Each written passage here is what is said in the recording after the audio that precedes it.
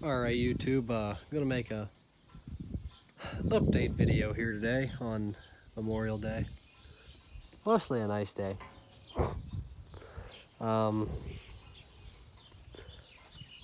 Making a little progress as the weather gets nicer.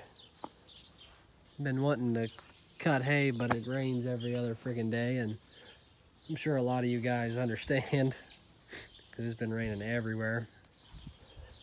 But we got the cab top off, thanks to our friend the torch in the loader, which is off now, but I popped this off Saturday. Got a little bit of a head cold, so everything's a little fuzzy right now, but we're going to cut this up, obviously, to scrap it. It's no good. It's worthless, basically. Get a little money from that for this, but did break a little bit, throwing the top piece of the dash, which I wasn't going to use anyhow, but would have been nice to sell it, but what can you do? So that is what it is. And then I'm going to torch this bolt head, cut it here, flip this front off, torch the back two bolt heads on the stands, flip the back piece off, cut it up, scrap it. Like I said, I tried getting rid of this cab as whole for probably less than what I'd get out of scrap for it, but I just wanted it gone. Obviously nobody wants one of these cabs, but figured I'd look and see if anybody wanted parts off of it, so nobody wanted it, cut it up, scrap it. But yeah, we're just gonna cut this right here, flip this off, blah blah blah. I did get the torque bar. I don't know if I said this in the last video. I did get the torque bar out of the bottom of the transmission.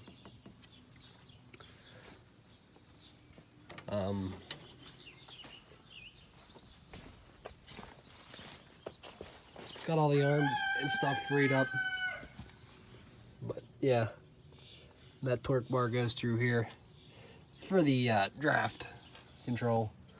I got these cables somewhat freed up. I got this one freed up. They're not a push and pull, they're actually thread in and out. So that was pretty neat. This one's still stuck. I'm gonna grab it with vice grips up underneath and put a wrench on it right here and see if I can turn it.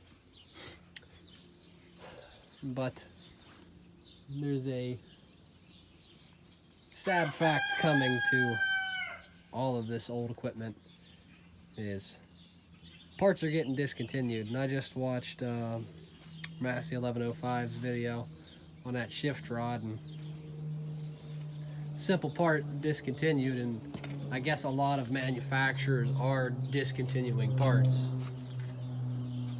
And I'm experiencing it with this. They're not discontinued yet, but what they do is they don't just discontinue them, all right? What they do is they jack the price up so high nobody will buy it, and then they discontinue it. These seals right here alone are 50 bucks a piece, because I went on Messick's and I just added all the parts, all the gaskets and seals for this back end that I'm going to change. This is, like I said, going to be a nut and bolt restoration basically. Everything's getting resealed. So I went through all these parts. Let me tell you, I had a lot of money in just parts.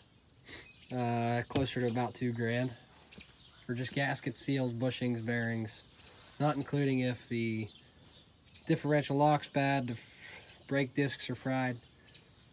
But the parts prices are going out of this world. Just these gaskets for these axle housings are over $100 a side. This top gasket's close to $100. These gaskets back here are $40, $50. That's how they start the discontinuing process, basically. These cables, which aren't discontinued, but these are for flow control valves for the hydraulics, for the remotes. These cables are $500 a piece for nothing more than bicycle cable. But that's the way it's going. Right now, to get this done, it's just money.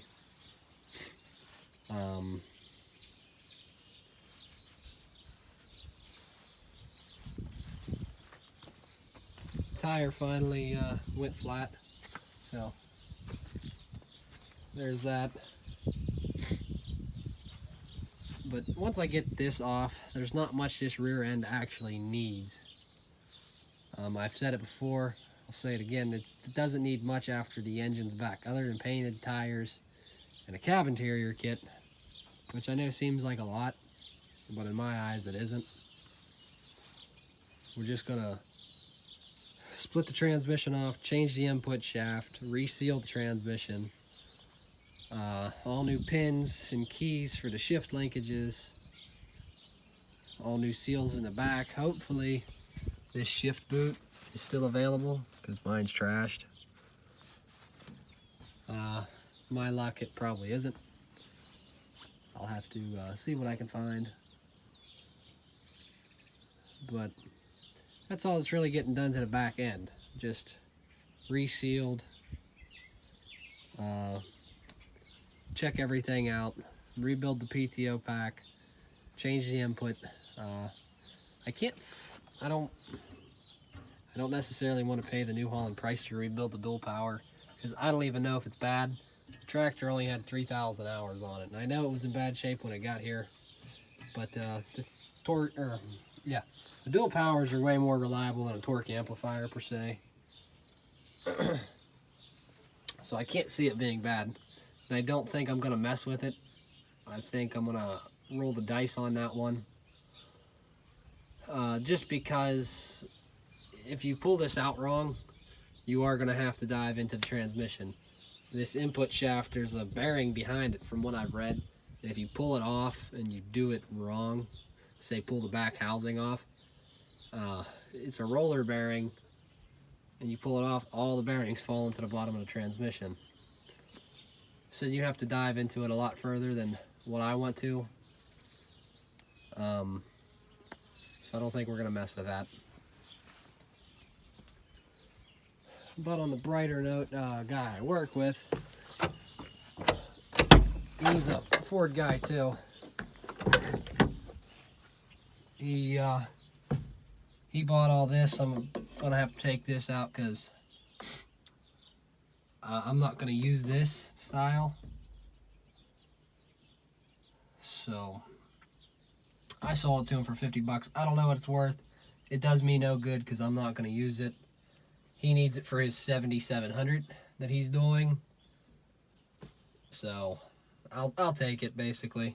And the only thing I'm keeping from it are the 3-point bump stops. Like I said, this is primarily going to be a tillage tractor. Those are a lifesaver when you're plowing. But if you take a good look at this, and I know I could probably get more for it, but I don't care about all that. I'd rather help somebody out. And you look at mine, they're a little bit different. Mine have the flow control knobs, that one doesn't. I think this is a third spot for a third remote, which doesn't matter, but mine just has these, and it's molded into the fiberglass, so I need it. And they do unbolt, and I think this shift rail's different, but they do unbolt. So I'll just take that whole thing out, clean it up, paint it, blah blah. But that's where we're at on this. Moving along. Probably next time this whole cab will be off, and hopefully we'll have an engine. We're getting a lot closer. I know it don't look like much, but like I said, I have everything I need. It's just a matter of getting some nice weather to work on it, because I ain't gonna do it out in the rain, especially splitting the transmission off. And just finished this, start a motor on it, rebuild the front. And I'm gonna paint these parts as I go. Like I said, I'm not gonna just put it all together and then paint everything. Which I know that's how they did it from factory, but that's not the way I wanna do it. I'll paint the engine when I get it back. I'll rebuild the front axle, paint it, you know, bolt it all on. So there's paint in between and everything. 'Cause, you know, you get that rust and you start getting rust stains as if it gets wet and you wash it. It's not what I want. Like I said, I'll have a lot of money in this, more than I'll probably ever get back for it. But I do plan on keeping it for a long time, so I want to do it my way, that I know it'll be sound for another 40 years or until the wonderful EPA says you can't run it anymore. But yeah, that's really it for this. So I say happy Memorial Day. Thank you to all the veterans that have served and that are serving right now. And I will catch you guys on the next one. Thanks for watching.